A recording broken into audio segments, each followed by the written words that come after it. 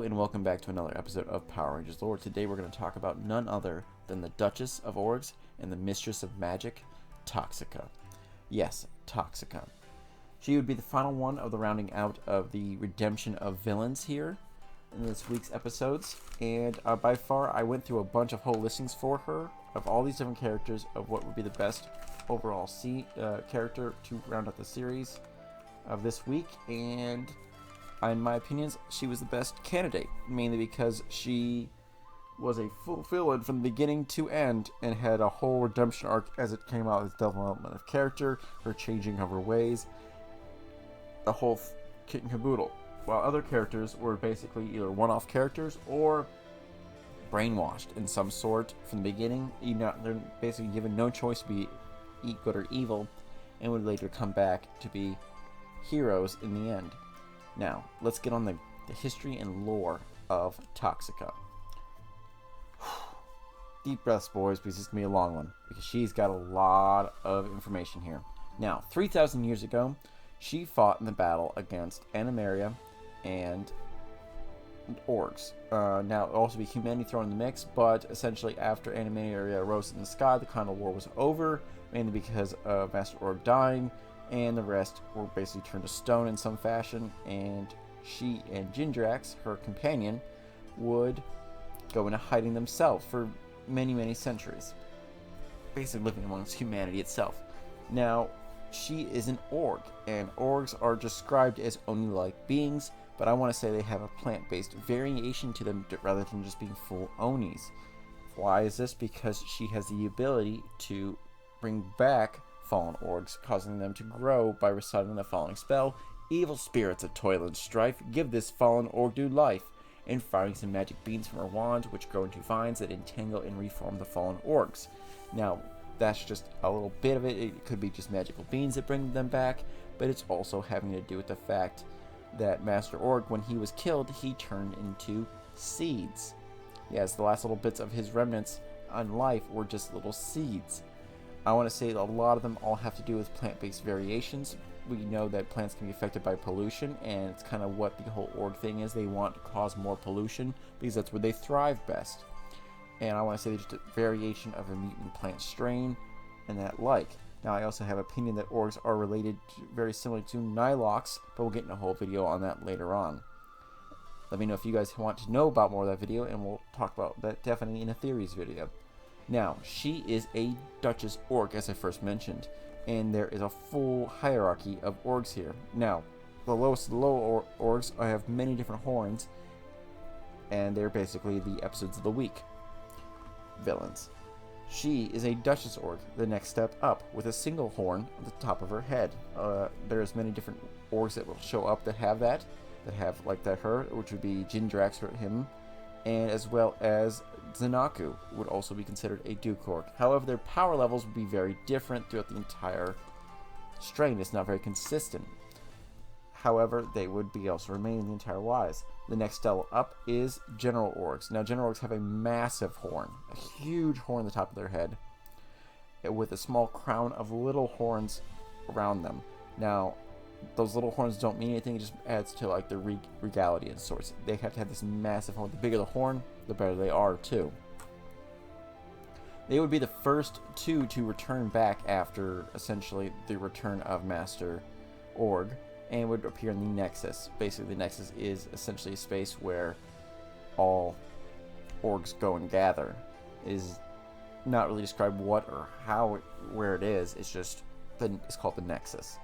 Now, she would basically serve him loyally until she observed something very suspicious.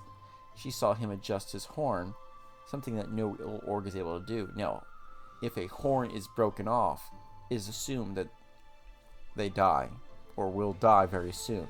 So, adjusting your horn means it's broken, means he's dying. So she grows very suspicious of that, but keeps going, and she keeps serving him. Now, she developed some of the rivalry during this time period too with the White Ranger, especially the White Ranger called her Grandma. Not really enjoying that, she called her a little girl in return, which isn't the best insult, but they kind of have a rivalry from that point on, and she'll always go after her. Now, she would serve beside, or underneath at least, Nazor, who is a General Org, who would unleash none other than another Duke Org, Zanaku, upon the Rangers. And this would be a 7-part series, which would lead to the resurrection of a ancient hero, none other than his name, Merrick. Sorry, I forgot his name entirely. Now, Merrick was an ancient warrior that battled against the Orcs long ago, but would basically put on a mask to become part Orc himself to fight and destroy Master Orc himself. Now, Nazor would eventually be destroyed at the end of this arc by Zanaku, and go from there, which would then lead to much more interesting things, because while he was destroyed, his horn and crown was not. She would steal his crown, temporarily use it to become a General Orc herself, known as Necronomica. Badass name, and I gotta love it. It's almost like one of the writers was going, I'm a fanboy of H.P. Lovecraft, let's put the Necronomicon in there. We can't put that in there. What if we call it the Necronomica? And they go, yes, that's what we'll name her. So, essentially what happens there is she gets a little power boost, kind of goes crazy with power, but she's not able to fully control it. She can only do it for a limited time. She's basically puts the Rangers on edge, and then kind of like runs out of time and has to teleport away, and comes back to deal with him again. Now, after that point, she can't do much else, and has the crown destroyed, which means she can't become Necronomica anymore, and she kind of is like really upset with that. Now, she did not tell Jindrax that she was doing this, and he had no idea what was going on, and was very surprised that it was her. But also going, why didn't you tell me? And she was going, I couldn't share the power. Essentially, she was very power hungry at that point. Now, when she would return, she received a newer form from Master Org. However, not without cost, because they would get this form after promising they would expose him as a human after they walked in and see him pull his entire headdress on, revealing that he was entirely human. But when they got the new forms, they were brainwashed by him to become submissive super slaves. Weird, but okay.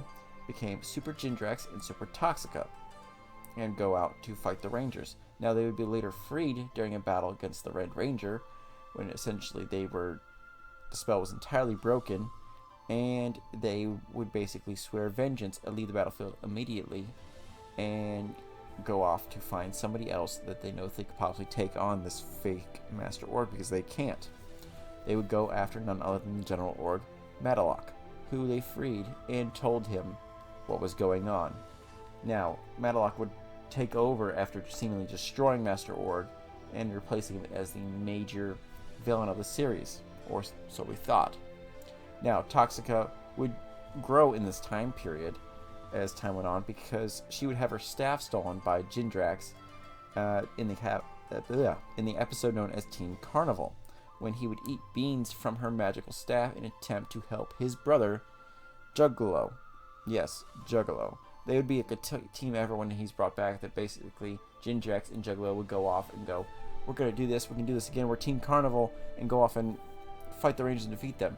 Now, she'd be initially angry in the stealing of her staff, but she becomes more worried about him, because once he eats those beans, he'll stay big forever, which basically they could never be on the same level. He would be basically a huge target the entire time. There's no way to him to go down from there. So, what would go on is Jindrax didn't care. He cares more about his brother, and goes, I can't let him fight alone, would eat the beans and immediately grow after that. Toxica would protest, fearing that she was going to lose her best friend forever, and following the fight, however, which would result in Juggalo's death, and essentially Jindrax would be able to return back to normal only because he had bad gas. Yes, that's it. Comedy gold. So, she promises that she'd take Juggalo's place in Team Carnival following the destruction of his brother. And basically comforts Jindrax at this point on as they fully become a team again. And it's kind of a big turning point for her character, because she's kind of been spoiled rotten and more self-centered. Now she's going, oh, he's kind of like my family at this point. And that point of going, I'm going to lose him, kind of woken something inside of her. Now, After being scolded by Matlock several different times for failing to destroy the Rangers, Toxica is basically told to go on a mission to infiltrate the Animaris with Jindrax and the Duke Org Onikij. Now, Toxica would touch the sacred waters, which would cause her immense pain, mainly because it is a pure and magical source, and since she is a corrupted and polluted source of evil, essentially she couldn't go on any further without being destroyed. This ended with her revealing the presence on Animaris, because it basically goes like, whoa, we got some issues here. And the water spikes and all the people rise up, and basically they have to leave immediately. This worsens the already fragile trust between her and Matlock, and Onikij tricks her into cutting off her own horn, telling her it would grow back, and that without it she'd be immune to the painful effects of sacred water. Now, she kind of questions this. She goes, no, that would kill me, and Onikij goes, no. It won't kill you. It'll grow back. Don't worry. It just makes you weak for a time. And it's just why we don't do it, is because we'd be turned upon each other. But we're on the same side now. So she goes off and cuts off her horn, and would go back to the Animaris, and she becomes immune to the painful effects. She does. She actually is able to be saved from the effects of the water, and manages to kidnap Princess Shayla from Animaris after a fight between the two. Matlock would reveal that her horn would not grow back when Princess Shayla was delivered to him. He goes, the horn's not growing back, and you're gonna go to the point where you're near death, and then you're gonna wish you're dead. This terrifies Toxica. She falls to the ground, collapses at Matlock's feet, and the Rangers would arrive to basically save Shayla, and they would blast him with a jungle blaster, which then he just grabbed Toxica and used her as a human shield, because technically at this point she is more human than she is Org. The blast hits her and causes her to scream out in pain, and she dies, leaving only her broken horn and staff behind, which are quickly grabbed up by Jindrax, who is entirely devastated after seeing her friend betrayed, cut down, and used as a human shield. And I don't think he blames the Rangers at this point. He definitely does not blame the Rangers for what they going on. I think he more blames the Orgs. Now, he still has a hatred for the Rangers, but he goes, the person who really betrayed her was this other Org, and none other than the general they were following, the general that they released. Whereas the humanity in this, and then he realizes he's not really human. Now, Toxica would be dead, but she would not stay dead for too long. She would use a magic mirror. Jindrax would receive a message from his partner from the spirit world, where all Orgs rest, saying that there's a power that could be sent to her that can bring her back as well. She just needs power, and she can come back to be resurrected. Now, he put things together. It took a little bit. He realized, the jungle blaster was originally what ended her life, and that was very powerful. Now, if I could get them to do that again and use the mirror to basically go through the mirror, I could bring her back through this. He goes, but I can't put myself in danger, or it could be a whole different thing, so I'll get a new Org. So basically, he brings back an Org and coaxes the Rangers into using the jungle blaster against this Org. And as soon as they do, he jumps in the way, quickly intercepting the blast with Toxica's horn and using its power to basically fish Toxica out of the spirit world. Now, Jindrax is incredibly happy with the resurrection of his best friend, and to have an emotional reunion. And basically, Toxica goes, during her time in the spirit world, she thinks that it's time for them to change and start looking out for themselves rather than serving everybody else. Because what's the point? We've been betrayed on both ends. We've helped Master Org, he's nothing but a liar and a human.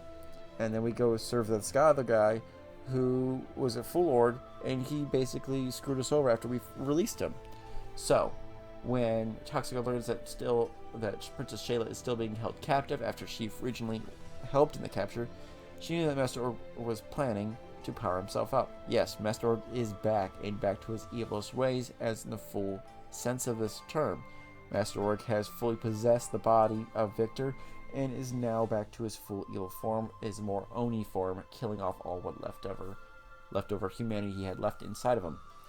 Now, what would happen is that essentially she and Jindrax would help the Rangers rescue her, though basically they it would be very interesting too. He goes like, as she goes, "Okay, we're gonna help you," and the Rangers going, "Why would you help us? Like, how are you back?" And essentially they go, "No, we're on the same side.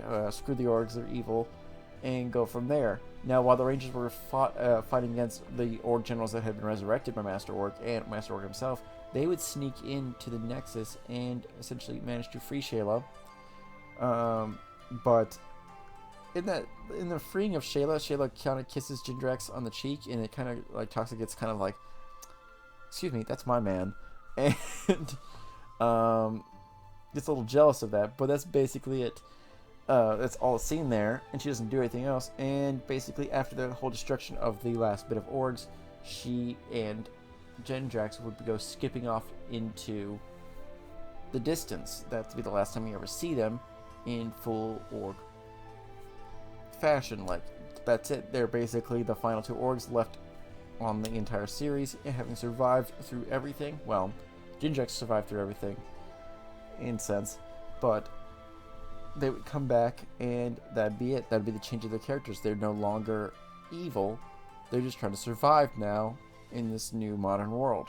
Now, it's possible we could later see them in as the series goes on, but we have yet.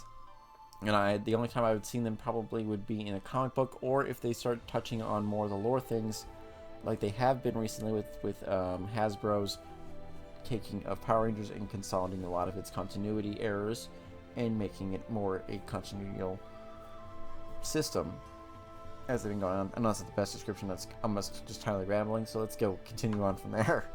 But we might see Toxica and Jindrax later on. I would be really happy to see them, but let's go on to their powers and abilities. Now, Toxica has the ability to disguise, just like Jindrax, as humans, which they've been doing for the last 3,000 years, but she can change her appearance to look like another person.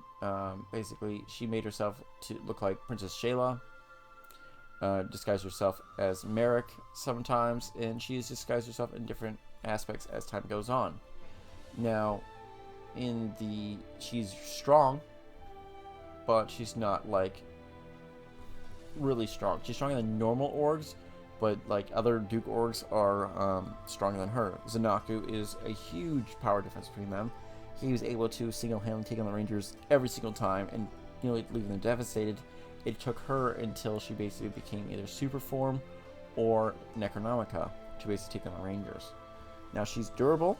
She takes several hits, but even taking hits from even Master Org, and is relatively unharmed, but is basically, when her horn is broken off, that she seemed to be fully destroyed. Now, she is a magical expert of spells and incantations. She can teleport at will, just like most villains. And she can detect the presence of an orc through her horn. She picks up presence. It's basically like a... it grows purple, and she can basically go from there. Figure it out. Now, she is also incredibly strong.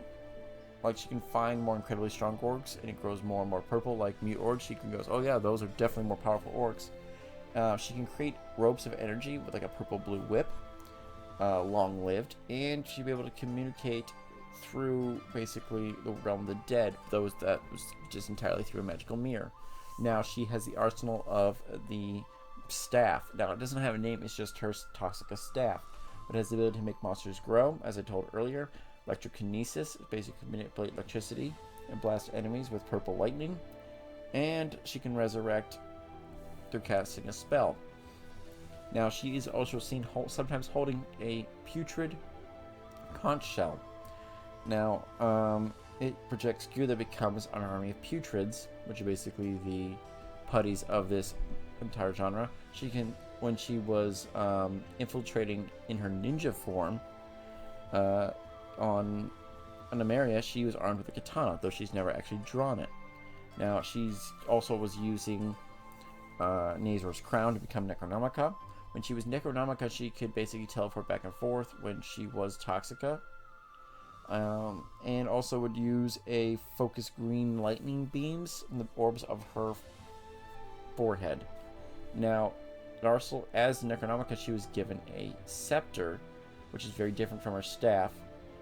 And we don't basically, I think it's just a mutant form of it. In her super form, she is more powerful, mainly because she's basically fully powered by Master Org, and was basically strong enough to knock out Merrick with only one hit and demorphing him. That's how strong she was. Now, she also in this form, she's able to teleport and leap incredibly long distances. She still has her staff from her original form. She can still do all the same things, but she's also combined her powers with Jindrax in this form to basically have tractor-like beams that can wrap around people and bring them forth. Now, that is, as a sense, all of Toxica. Now, she went from self-centered self-centered villain to full-on caring about her friend to dying after realizing that all the people she had trusted in had failed her, except for one, her best friend, Jindrax. We're all going to destroy her in the end. And when she came back, she goes, we don't need to go back to that. They are literally toxic. Yes, that's my pun of the week. Now, I liked her a lot, her through entire evolution and all her little banter episodes. Now, while she is seen kind of like early on as kind of like the Bulk and Skull character, she's a slapstick comedy. We get also see a deeper sense of that too, because they are not just there for comical tools. They're living creatures and they have wills of their own, and it's a more in-depth storyline when you start seeing her actually care about Jindrax and willing to do other things. Like her entire like betrayal arc was just huge. Like when that happened, I was going, oh, they killed her. Okay, that was not what I was expecting. So let me know what you guys think. That is entirely as Toxic. It's been a long episode. It has been this long since essentially since Zanaku, but I have a lot to talk about with her. Thank you very much, guys. Have a good one. Make sure to comment, like, and subscribe at the end of this video. All your likes help me out, and all your watchers do too. Thank you very much, guys. I would really like to discuss with you guys what your topics are. May the power protect you always.